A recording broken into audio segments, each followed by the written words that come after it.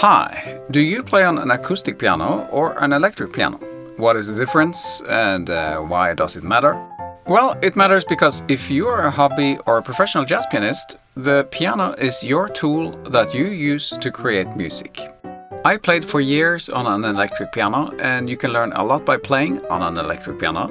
However, unfortunately, it is not alive, like an acoustic piano can be. The piano contains strings, many strings. In fact, a piano with 88 keys usually has around 230 strings. And that is not a string theory, but a fact. When the hammer touches the strings vibrate, and that is what causes the sound. And then, of course, the piano contains multiple parts to make the sound resonate and be amplified. So whenever you play on an acoustic piano, you're involved in a much more complex series of events than if you were playing on a digital piano. Most digital pianos are sampled from an acoustic piano. In other words, it's emulating the real deal. Even if acoustic pianos can be great, the acoustic piano needs a lot of care from its owner. However, I would prefer playing a modern electric piano rather than an old piano that is in bad shape. Playing on an electric piano can be very useful in many circumstances. First of all, it is way easier to carry around, and whenever I travel somewhere, I always bring my electric piano.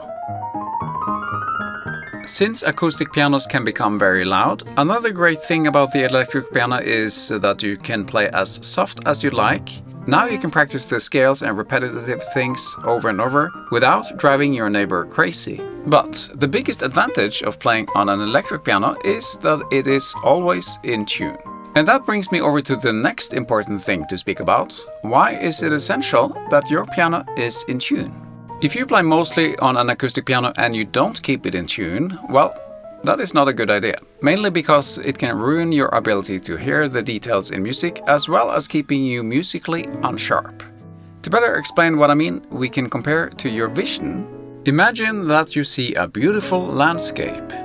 But then imagine that you have glasses that are 10 years old. What happened since you got the glasses is that your sight got worse. However, it happened gradually over time, so you didn't notice. Now, this is what you see.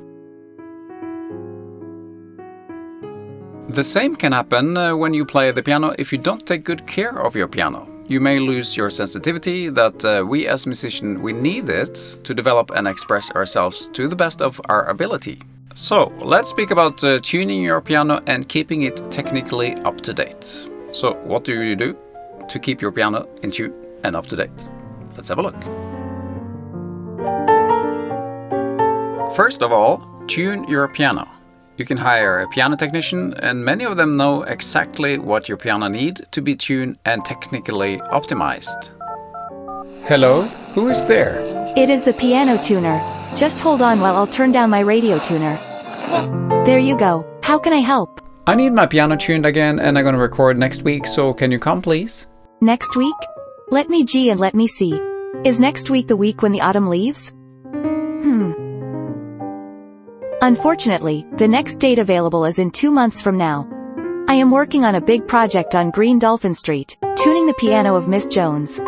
Have you met Miss Jones? No, I don't think so, but I need a piano tuner next week. Is there any chance that you can make it? No, I am sorry. Yesterdays, I was working night and day and night.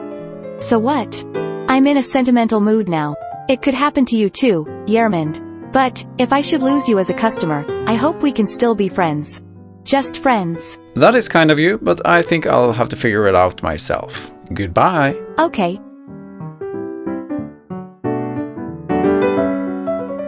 You can also tune the piano yourself. Yeah, it's not as hard as it seems, and I have been tuning my grand piano now for years, and I'll show you now soon what I do and what you can do. Once you have tuned your piano, you should try to keep it in tune. I have installed a piano humidifier on my grand piano, and according to my piano technician, the need for tuning your piano is lowered with 25 to 50%. So you still need to tune your piano, just not that frequently. Another thing that you can do is to keep your room at the same temperature and level of humidity, and this can be hard to maintain, especially in the winter. So, how do I tune my piano? let me start by saying that the reason why I started to tune my piano in the first place is, of course, that I am recording a lot. Recording music needs planning, and sometimes my plans did not match with the piano technician's schedule. So several times I wanted to have my piano tuned by a certain date, but the piano tuner could not come before several weeks prior to my needs.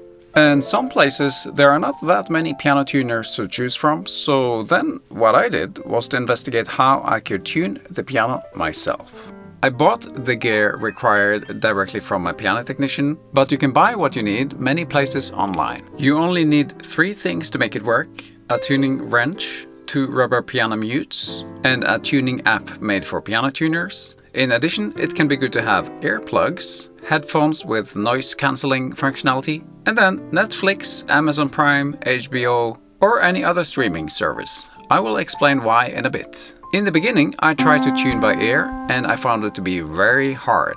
And then I had to admit that I don't have the proper training required. So then I bought an app for my phone instead. After all, most of the piano technicians that I've met also use a tuner app when they tune their pianos.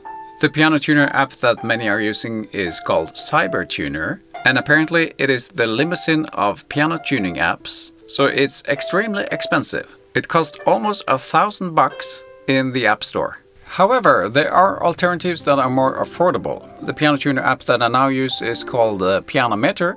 This app costs $24.99, or it's 97.5% less expensive than CyberTuner. So let me show you how I use it to tune my piano. The first thing I do is to block time in my system. I track my time so I know how much time I spent the previous time I tuned my piano. And usually it takes around 3.5 hours to tune the piano. An experienced piano tuner will normally use less time than that. The first time you use the PianoMeter app, you should sample your piano.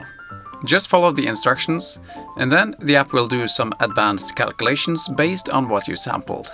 Once that is done, then you can start to tune. I always start with the middle C.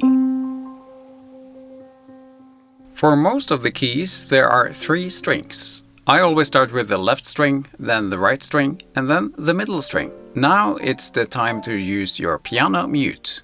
So you block the 2 strings to the right, then place the tuning wrench on the screw belonging to that string.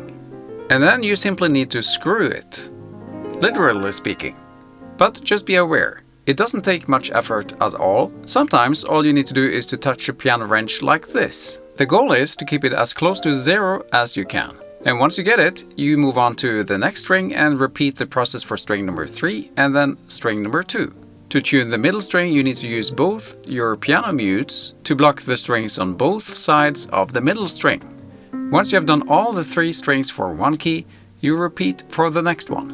This work is tedious, and that is why it can be good to use the earplugs and headphones with noise cancelling. Since you don't need to actively listen to what you do, you can watch a movie or listen to a podcast while you tune. And then tuning the piano can be very fun.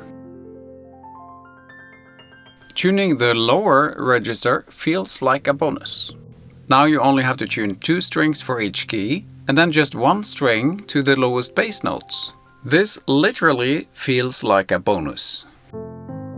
Once you're 100% complete, make sure to play something soft with chords. Does it sound good? If so, then you should get started practicing for at least 1 hour right away. I am always very inspired once my piano is tuned. It feels like having new bed sheets and covers, or it feels like having a bath when you really need it. So what I always do when I'm done tuning my piano is to play for at least 1 hour, and I get so much inspiration from having my piano tuned, so playing anything now sounds like 10 times as good as before I tuned my piano.